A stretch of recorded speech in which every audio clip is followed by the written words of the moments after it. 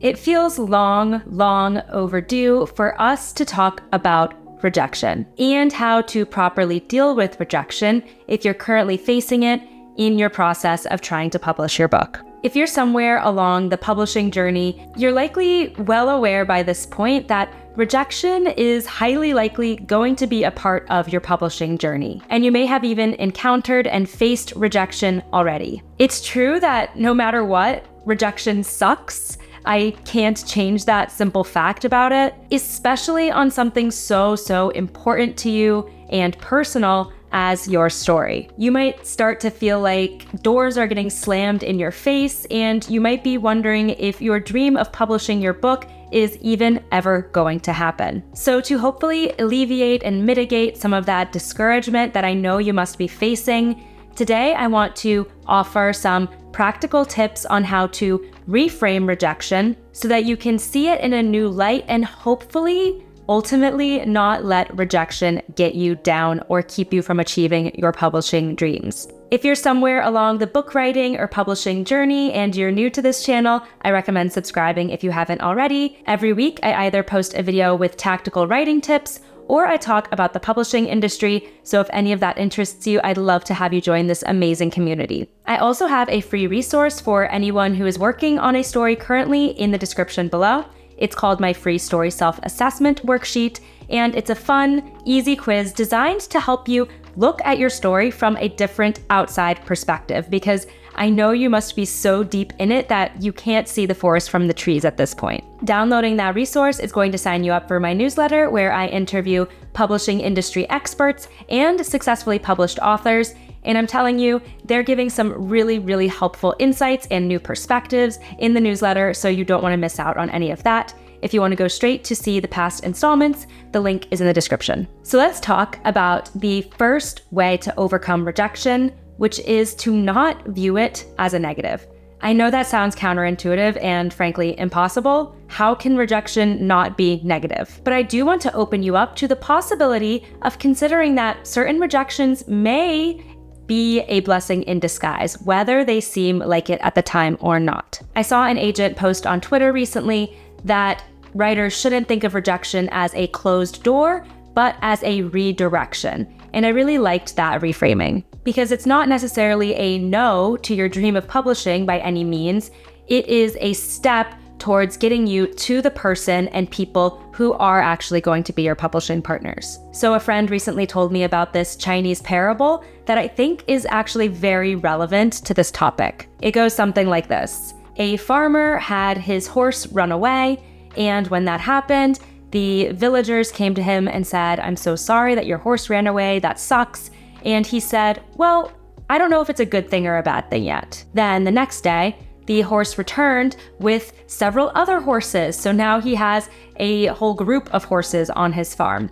And the villagers came to him and said, "That's so awesome. You're so lucky that you have all these horses now." And he said, "Well, I'm not so sure that it's a good thing or a bad thing." Then the next day, his son is training one of the new wild horses and falls off of it and breaks his back.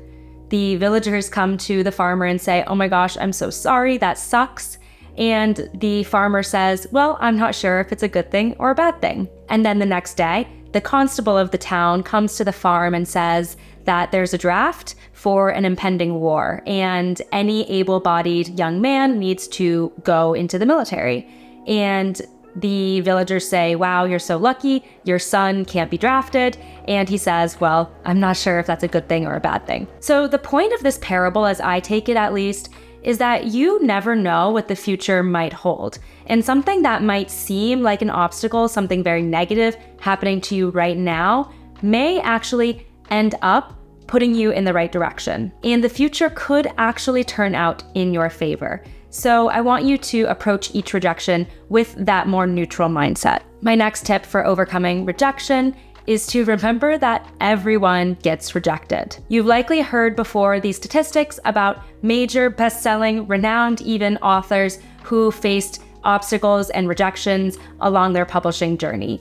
For example, Stephen King and Dr. Seuss and J.K. Rowling have been very open about the rejections they faced in their publishing journey. I guarantee you that even those authors you are seeing on the New York Times bestseller lists, that you're seeing featured on the shelf in Barnes & Noble, have faced rejection and continue to, even though it likely seems like everything is going exactly as they want to. It could be that they're facing rejection and getting their next book published, or rejection for a literary award, or rejection for a media feature or a book club spotlight, or rejection for a specific marketing campaign. The truth is that nothing in publishing is guaranteed. So know that you are absolutely not alone in having to face rejection. It's just something you're going to have to deal with even as you develop in your career. I personally cannot name a single author who I've worked with, including best-selling authors who are at the top of their game, who have not faced rejection in some form or another. Now, I know that doesn't make the rejection suck less,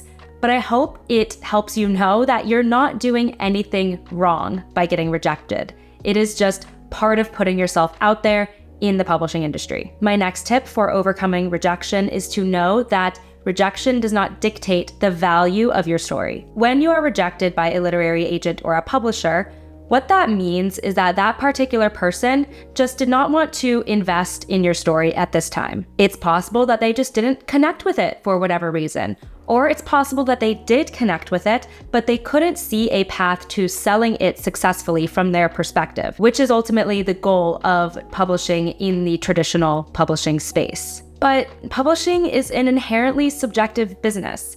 So a rejection from one literary agent or one publisher absolutely does not mean that you're going to get rejected from every other literary agent or publisher. In fact, someone else might love the same book that didn't quite resonate with another agent. Everyone has their own tastes, right? We often say in publishing that it just takes one, meaning that it only takes one literary agent for you to sign with, for you to be on your way toward publishing, and then one publisher or editor at a publishing house to make you a book deal for your book to get out on the shelf. And that is the case. That is how the industry works. You ultimately just have to find your people and find that perfect match for you. Of course, we hope that you have multiple agents and multiple publishers interested in your book, but many books are very successfully published and even become bestsellers with just that one or two people taking a chance. That's why querying really does come down to a numbers game. My final tip for overcoming rejection is to remember how far you've come. Even though you may be disappointed with the rejections that you're facing now,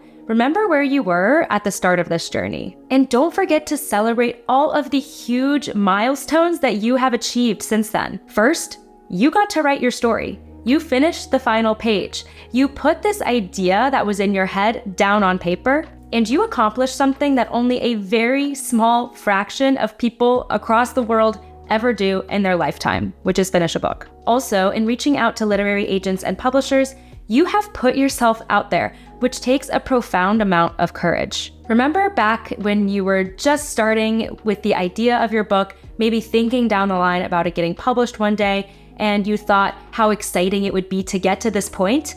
Well, now you're here.